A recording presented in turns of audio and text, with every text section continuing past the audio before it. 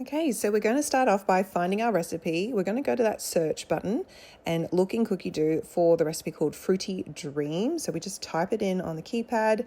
It's super responsive. Tap that search button. It'll come up with options around this title. This is the one we're going to start with. And of course, this is using the guided cooking process, which means it's going to take us step by step through the recipe. You don't have to think about it. The first thing it tells us to do is weigh in sugar, and we're going to mill this one and make it into caster sugar. Of course, you can skip the step if you don't want to have sugar in the dessert. You can option out to have maple syrup if you want, or a little bit of honey, but this is the sugar milled in less than 10 seconds.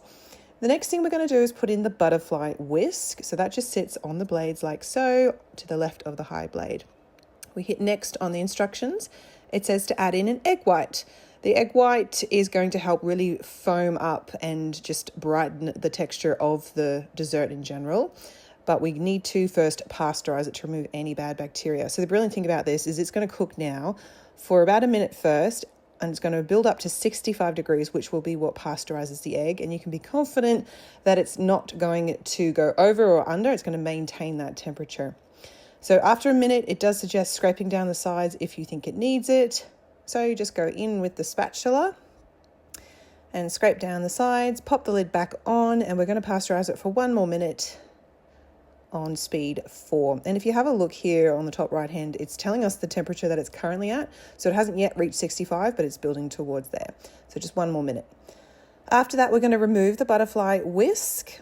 So it's as simple as lifting it out. I give it a tap to remove any excess. We're going to set it aside because we'll use it later. Now we're going to go into our frozen fruit. You can obviously choose any frozen fruit you want. I'm going to use dragon fruit and strawberries in this one today. It recommends about 600. You can do a little bit less if you aren't feeding as many. Then we're going to blend that one. And this is what it looks like after it's been blended. If you think it needs a little bit more, if there's a bit more clumps in there, you would blend it again. This looks perfect to me, so I'm going to move on and skip the next blending step. You can easily skip it. Doesn't bark at you if you do. Then it says pop the whisk back in. We're going to push it down towards the left of the high blade again.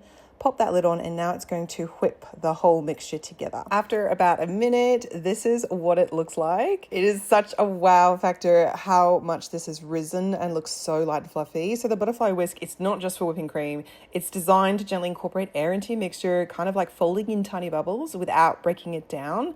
And that's what gives it this dessert, like whipped, soft served texture that just is, yeah, like I said, a wow factor. It just tastes beautiful. You can make it as healthy as you like. It's a great snack for the kids, a really quick dessert to whip up when you got friends, or you just want to kind of satisfy that sweet tooth at the end of the day.